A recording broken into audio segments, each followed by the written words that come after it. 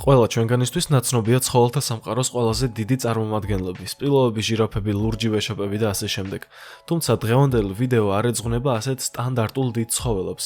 დღეს გაჩვენებთ ისეთ არსებებს, რომლებიც როგორც წესი ბუნებაში დიდი ზომისები არ გვხვდება და მათი პატარა ზომის წარმომადგენლები ჩვენთვის არის ნაცნობი, მაგრამ ისინი ნამდვილი რეკორდსმენები არიან და მათი ზომები უბრალოდ დიდი კი არა, ანომალურია.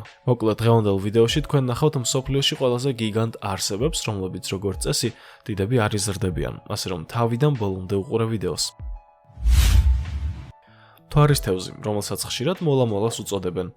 ერთ-ერთი ყველაზე უცნაური და უნიკალური ზღვის ბინადარია. მისი უზარმაზარი ზომა და ბრტყელი მომრგვალებული ფორმა თვარეს მოგაგონებთ. ზრდასრული მოლა შეიძლება იყოს 3 მეტრის სიგრძეში და იწონდეს 2 ტონამდე. ეს თევზი ბინადრობს თბილ ოკეანურ წყლებში და ხშირად ჩნდება ზედაპირზე მზის სხივებით გათბობის მიზნით. მისი მთავარი საკვები მედუზებია, თუმცა ზოგჯერ ჭამს მცირე თევზებს და პლანქტონებსაც. თვარის თევზის უნიკალური გარეგნობა და ქცევები მას ოკეანური ბიომრავალფეროვნების სიმბოლოდ აქცევს. ეს თევზი ხომ ისედაც გიგანტია. რატომ საუბრობთ ამაზე? შესავალში ხომ სხვა რამ თქვით. 1908 წელს აღმოაჩინეს მთვარის თევზის უნიკალური ეგზემპლარი. სიდნეისთან ახლოს დაიჭირეს 4 მეტრის და 27 სანტიმეტრის სიგრძის მთვარის თევზი, რომლის წონაც 2230 კილოგრამი იყო. ეს სტანდარტულთან შედარებით ძალიან ბევრია. იმის გამო, რომ მთვარის თევზი ნელა გადაადგილდება და ხშირად ამოდის წყლის ზედაპირზე გასათბობად, ის უფრო დიდი მტაცებლის მსხვერპლი ხდება. მაგალითად, ცელნამგალა ვეშაპები ან ზვიგენები ხშირად ესხმიან მას თავს. გაიცანით, ეს ქოქოსის კრაბია. ის არის მსოფლიოში ყველაზე დიდი ხმელეთის ფეხსახსრიანი, რომელიც თავისი შთამბეჭდავი ზომითა და უნიკალური ქცევებით არის განთქმული.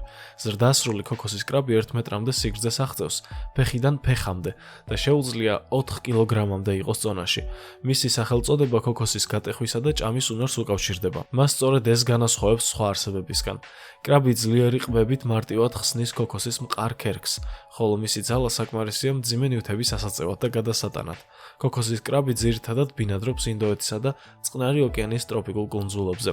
ის იკვებება ხილით, თხილით, ქოქოსით და ზოგჯერ პატარა ცხოველებითაც კი. მისი უნარები, ხეებზე ცოცვა და სუნით საკვების პოვნა მას განსაკუთრებულ მტაცებლად აქცევს. ქოქოსის კრაბი ღამის ცხოველია და დღის განმავლობაში მიწაში ან ქვების ქვეშ იმალება. ამ კადრებზე თქვენ გიგანტურ ზღვის ქორჭილას ხედავთ. ეს გახლავთ უზარმაზარი ყბების, დიდი თავისა და შეიძლება ითქვას, რომ უძირო კუჭის მქონე თევზი, რომელიც ყველაფერს ჭამს, რაც კი გზად შეხვდება, რადგან ყველაზე მეტად საკვების მოპოვება და ჭამა უყვარს. გიგანტური ზღვის ქორჭილები, რომლებიც ზოგჯერ ბლეკ სიბასის სახელითაც არიან ცნობილნი, ერთ-ერთი უდიდესი და ყველაზე შთამბეჭდავი თევზები არიან. ისინი ბინადრობენ წყნარი ოკეანის აღმოსავლეთ სანაპიროზე, ძირითადად კალიფორნიისა და მექსიკის წყლებში. ეს თევზი 2 მეტრანახევრამდე იზრდება სიგრძეში და შეუძლია 250 კილოგრამამდე მიაღწიოს წონით. მას აქვს მუქი, ზოგჯერ მოშავო ფერის სხეული, რომელსაც ხშირად მკაფიო ლაქები ამშვენებს. მისი ზომა და ძლიერი აგებულება შეიძლება სხვა თევზებში აგვერიოს. ამ თევზს ძირითადად შეხვდებით სანაპირო ზონებში, სადაც ბევრი წყალმცენარე და ტყეა, ასევე კლდოვანი რელიეფიც. ისინი უპირატესობას ანიჭებენ 5-დან 40 მეტრამდე სიღრმის წყლებს. ეს გიგანტი აქტიური მტაცებელია და იკვებება სხვადასხვა სახის ზღვის ორგანიზმებით, მათ შორის მცირე თევზებით, კიბოსნაირებით და მოლუსკებით. თევზი ცნობილია თავისი ხანგრძლივი სიცოცხლითაც. მათ შეუძლიათ 70 წელსაც კი მიაღწიონ, რაც ზღვის თევზებისთვის საკმაოდ იშვიათია. წარსულში კომერციული თევზჭერის გამო მათი პოპულაცია სერიოზულად შემცირდა. დღეს გიგანტური ზღვის ქორჭილა დაცული სახეობაა და მათი დაჭერა რეგულირებულია, რაც ხელს უწყობს პოპულაციის აღდგენას. ისინი ცნობილნი არიან მშვიდი ხასიათით და ხშირად ზღვის ჯენტლმენებსაც უწოდებენ.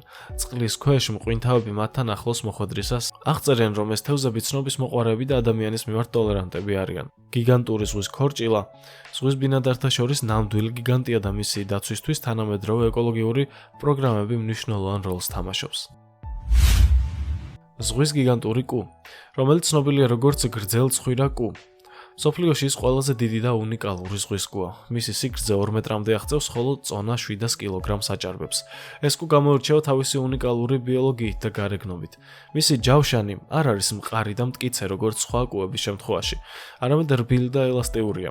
რაც მას უფრო ეფექტურად ამოძრავებს წყალში. გიგანტური ზღვის კუ ბინადრობს მსოფლიოს თითქმის ყველა ოკეანეში და უპირატესობას ანიჭებს ღრმა წყლებს, თუმცა მრავლდება მხოლოდ ქვიშიან სანაპიროებზე.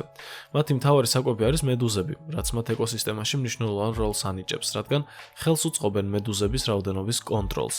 გიგანტური ზღვის კუების პოპულაცია მნიშვნელოვნად შემცირდა ადამიანის საქმიანობის შედეგად, მათ შორის პლასტმასის ნარჩენების გამო, რომელსაც ისინი მედუზებად იღებენ და ყლაპავენ. გამსახეობას დღეს დიდი ყურადღება ექცევა, რადგან მათი გადაშენება შეიძლება ტროპიკული ოკეანეების ეკოსისტემისთვის სერიოზული პრობლემა გახდეს. მათ შეუძლიათ საოცრად გრძელი მიგრაციები, ათასობით კილომეტრის გავლა კვებისა და გამრავლების მიზნით და მათ გამძლეობას და ბუნებრივ ინტელექტს უსვამს ეს ყოველივე ხაზს. მათი სიცოცხლის ხანგრძლივობა 50-დან 100 წლამდე მერყეობს, თუმცა ეს ბევრ ფაქტორზეა დამოკიდებული.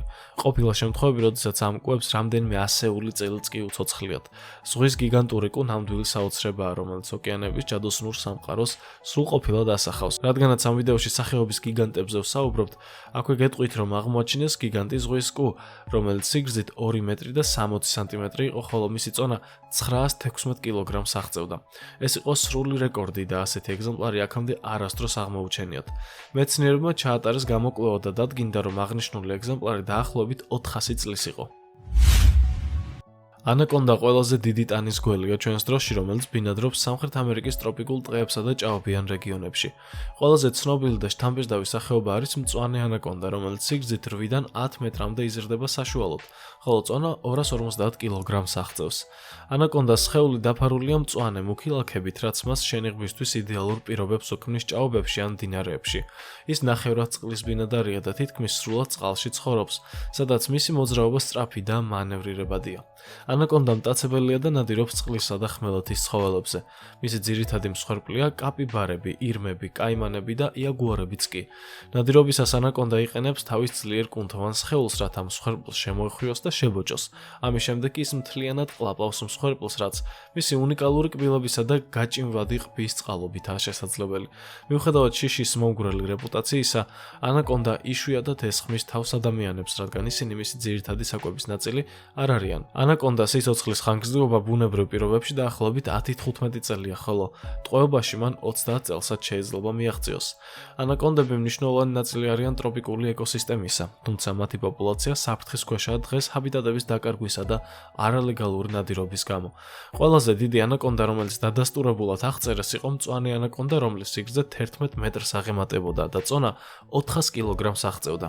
მიუხედავად ამისა, არაერთი დაუდასტურებელი ინფორმაცია არსებობს 12-დან 15 მეტრამდე სიგრძის ანაკონდებზე, რომელიც მკვლევარებს შეხვდათ ღრმა ტროპიკულ ტყეებში. ასეთი გველის აღმოჩენა ნამდვილი სენსაციაა და ხშირად ადგილობრივ ლეგენდად რჩება, რადგან მათი მეცნიერულად დადასტურება ვერ ხერხდება. აღსანიშნავია, რომ დოკუმენტირებულად ყველაზე დიდი ანაკონდა 1954 წელს დაფიქსირდა ვენესუელაში, როდესაც 11 მეტრიანი გველი აღმოაჩინეს. თუმცა თანამედროვე დროში რეკორდული ზომის ანაკონდები უფრო პატარები არიან, დაახლოებით 7-8 მეტრის ფარგლებში, რაც უკვე შთამბეჭდავ ზომად ითვლება დღეს. ამაზონის ჯუნგლები კვლავ შეიძლება მალავდეს უფრო დიდ ანაკონდებს, თუმცა მათი აღმოჩენა ურთულესი პროცესია, რადგან ეს გველები უმეტესად წყალში ან სქელ ბალახში იმალებიან და მათი მოძრაობა წყნარი და შემომჩნეველია. ანაკონდას შემდეგ მსოფლიოში ყველაზე დიდი გველი პითონია. ამ კადრებზე ახლა სწორედ მას ხედავთ. აქ კარგად ჩანს 7 მეტრის სიგრძის პითონი, რომელიც ხეზე მიცოცავს. ტურისტებმა ეს ვიდეო სამხრეთ აფრიკის ტერიტორიაზე გადაიღეს. ეს ნამდვილად შთამბეჭდავი სანახაობაა.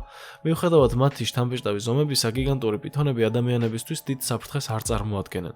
თუმცა ცნობილია იშვიათი შემთხვევები, როდესაც მათ ადამიანებზე თავდასხმა მოუხდენიათ. ამ გველების პოპულაცია საფრთხის ქვეშაა ჰაბიტატების დაკარგვისა და არალეგალური ვაჭრობის გამო, ამიტომ მათი დაცვა და კონსერვაცია მნიშვნელოვანი. შემდეგი რეკორდსმენი უკვე კურდღელია. გიგანტური კურდღელი დარიუსი არის მსოფლიოში ერთ-ერთი ყველაზე ცნობილი და ყველაზე დიდი კურდღელი, რომელიც გინესის რეკორდების წიგნში შევიდა თავისი საოცარი ზომების გამო. დარიუსი არის ბრიტანული გიგანტური ჯიშის კურდღელი, რომელიც ცნობილია თავისი დიდი ზომითა და მეგობრული ხასიათით.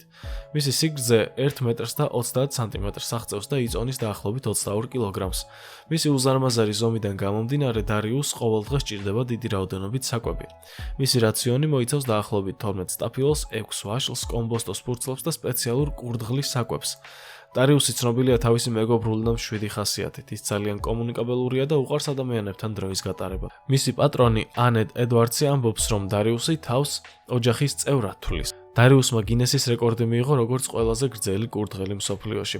ის ხშირად ჩნდება სატელევიზიო შოუებსა და სტატიებში, სადაც კიდევ უფრო მეტ ყურადღებას იპყრობს.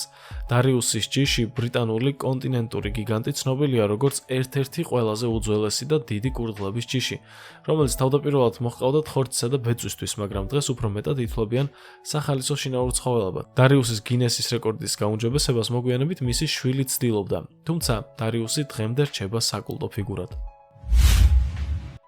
ყველაზე დიდი და ძვირად ღირებული ძაღლი. ეს ხომ ტიბეტური მასტიფია.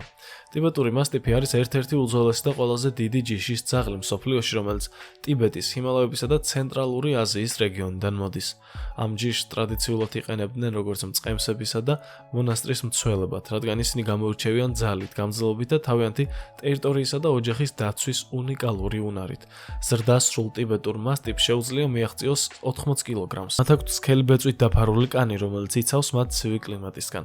ბეწვი ხშირად არის შავი, წითური, ყავისფერი ან იშვიათად თეთრი. ტიბეტური მასტიფები დამოუკიდებელი, ინტელიგენტური და დამცავი ხასიათით გამოირჩევიან. ისინი ერთგულები არიან თავიანთი ოჯახისადმი და შეუძლიათ აგრესიული ქცევა გამოავლინონ უცხო ადამიანების მიმართ. მათ ეს შესანიშნავ მცველებად აქცევს. მიუხედავად მათი მასიური ზომისა, ტიბეტური მასტიფები დიდ ენერგიას ხარჯავენ და სჭირდებათ რეგულარული ფიზიკური ვარჯიში. ისინი კარგად გრძნობენ თავს ღია სივრცეში, თუმცა ადაპტირდებიან ოჯახურ ჩაკეტილ ცხოვრებასთანაც კი, როცა საკმარისად აქვთ ქუჩაში სეირნობა და ვარჯიში. ტიბეტური მასტიფები ითვლებიან ძაღლების ერთ-ერთ ყველაზე უძველეს ჯიშად. მათ ხშირად იყენებდნენ ტიბეტის ბერების მონასტრების დასაცავად და იაკების ფარების მწყემსებად. ისინი იყვნენ სიმდიდრისა და სტატუსის სიმბოლოები და ხშირად გადაჰყავდათ ტიბეტიდან ჩინეთსა და ინდოეთში, სადაც მათ ფუფუნების ძაღლებად მიიჩნევდნენ. ტიბეტური მასტიფები ზოგადად ჯანმრთელები არიან, მაგრამ შეიძლება ჰქონდეთ პრობლემები ძულებთან და სახსრებთან, განსაკუთრებით თუ მათი აქტივობა არასაკმარისია. მათი სქელი ბეწვი რეგულარულად უნდა გაიხეხოს და დაიბანოს, განსაკუთრებით ზაფხულში, როცა მათ ბეწვის ცვივად. ტიბეტური მასტიფები ერთ-ერთი ყველაზე ძვირად ღირებული ძაღლებია მსოფლიოში. მაგალითად 2014 წელს ტიბეტური მასტიფის ლეკვი რეკორდულ ფასად ჩინეთში $1,900,000 გაიყიდა, რაც ამ ჯიშის განსაკუთრებულობას და იშვიათობას უსვამს ხაზს. ტიბეტური მასტიფი შესანიშნავი არჩევანია მათთვის, ვისაც ჭირდება ძლიერი, ერთგული და დამცავი ძაღლი. თუმცა მათი დამოუკიდებელი ხასიათი და დიდი ზომა გულისხმობს, რომ მათ სჭირდებათ გამოცდილება და ყურადღება მეპატრონისგან. ამ ვიდეოზე თქვენ გიგანტურ ღამურას ხედავთ. გიგანტური ღამურა, რომელიც ცნობილია როგორც მფრინავი მელია, არის ერთ-ერთი ყველაზე დიდი ღამურა მსოფლიოში. ის ბინადრობს ძირითადად ტროპიკულ და სუბტროპიკულ რეგიონებში, განსაკუთრებით ავსტრალიის, ინდონეზიის, სამხრეთ-აღმოსავლეთ აზიისა და ოკეანეთის ტყეებში. მფრინავი მელიები არ არიან ტიპიური ღამურები, რადგან ისინი არ იკვებებიან მწერებით ან სისხლით. მათი მთავარი საკვებია ხილი, ყვავილების ნექტარი და მცენარეთა წვენი, რის გამოც მათ ხშირად ხილის ღამურებად მოიხსენიებენ. მფრინავი მელიების სხეულის სიგრძე 40 სანტიმეტრამდეა, ხოლო მათი ფრთების შლილი 1.5 მეტრს აღწევს, ზოგჯერ 1.70 სანტიმეტრსაც კი. წონით ისინი კილოგრამ-ნახევრამდე არიან. მათი გარეგნობა მელიას გავს, რის გამოც სახელი მფრინავი მელია ეწოდათ. მათი ბეწვი ხშირი და რბილია, ხშირად შავი, ყავისფერი ან მოწითალო ფერის. მფრინავი მელიები ღამის ცხოველები არიან და აქტიურად საღამოს საათებში გამოდიან. დღის განმავლობაში ისინი კოლონიებად, ხეებზე დაბინავებულები არიან და ისვენებენ. ღამე გაფრინდებიან საკვების მოსაპოვებლად. მათი მახვილი მხედველობა და სუნის შეგრძნების უნარი საშუალებას აძლევს მარტივად იპოვონ ხილი და ნექტარი. მიუხედავად მათი შთამბეჭდავი ზომისა, მფრინავი მელიები აბსოლუტურად უვნებელი და უწყინარნი არიან ადამიანებისთვის. თუმცა მათ ეკოსისტემაში დიდი როლი აქვთ, რადგან ახორციელებენ მცენარეთა დამტვერვას და თესლების გავრცელებას. მათი პოპულაცია ასევე საფრთხის ქვეშაა ჰაბიტატების დაკარგვის, არალეგალური ნადირობის და დაავადებების გავრცელების გამო. დააკვირდით ამ უნიკალურ კადრებს. ორი ზღვის ლომი ავიდა კატერზე, რომელიც ნაპირიდან შორს წაიღო დინებამ. ცხოველები, რომელთა წონა შეიძლება 800 კილოგრამსაც აღწევდეს, კომფორტულად მოეწყნენ კატერზე და მშვიდად მისეირნობენ ზღვაში. ზღვის ლომების სხეულის სიგრძე 1 მეტრი და 80 სანტიმეტრიდან 3 მეტრამდე მერყეობს. მათი ზომა და წონა სახეობაზეა დამოკიდებული. მათ აქვთ ძლიერი წაგრძელებული სხეული და მკვეთრად გამოხატული წინა ფარფლები, რომლებიც მოძრაობისას დასაყრდენად გამოიყენება ხმელეთზე და სწრაფად ცურვისთვის წყალქვეშ. მათი ბეწვი მოკლე და ხშირია, ხოლო ფერი ძირითადად ყავისფერი ან რუხი. ქამელეონი პითონი. ეს გახლავთ მწვანე ხის პითონი. რა თქმა უნდა, ის არ არის ნამდვილი ქამელეონი, მაგრამ ფერთა ცვლილებების უნარი მართლაც ახასიათებს. ეს გველი განსაკუთრებით შთამბეჭდავია თავისი უნიკალური გარეგნობითა და ქცევით. მწვანე ხის პითონი ბინადრობს ავსტრალიაში, ახალ გვინეაში და ინდონეზიის ტროპიკულ ტყეებში, სადაც მას ხშირად ხეებზე იპოვით. პითონები ფერს იცვლიან ასაკისა და გარემოს მიხედვით. ახალგამოჩეკილი პითონი შეიძლება იყოს ყვითელი ან წითელი ფერის, რაც ასაკის მატებასთან ერთად იცვლება და საბოლოოდ ხდება ნათელი მწვანე. მწვანე ფერი მათ საშუალებას აძლევს უკეთ შეერწყან ხეებს, ფოთლებს და ტაცებლებისგან დაიცვან თავი. მწვანე ხის პითონი საშუალოდ 1 მეტრი და 50 სანტიმეტრიდან 2 მეტრამდე იზრდება სიგრძეში. მისი სხეული მოქნილი ფორმისაა, რაც ხეზე ცოცვისთვის შესანიშნავად არის მორგებული. ზოგი ინდივიდის სხეულზე შეიძლება იყოს თეთრი ან ლურჯი ნიშნები, რაც მათ კიდევ უფრო მიმზიდველს ხდის.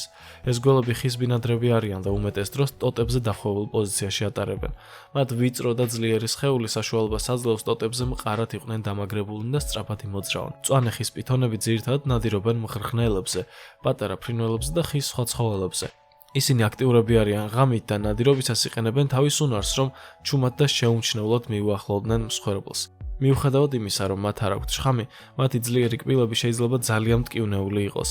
პითონები მნიშვნელოვანი ნაწილი არის ტროპიკული ეკოსისტემისა, რადგან ისინი მღრღნელების რაოდენობას აკონტროლებენ და ბუნებრივ ბალანსს ინარჩუნებენ. მისი უნიკალური ფერები და ქცევა მას პოპულარულ ცხოველად ხდის ტერარიუმების მოყვარულთათვის, თუმცა მისი მოვლა სპეციფიკურ ცოდნას მოითხოვს.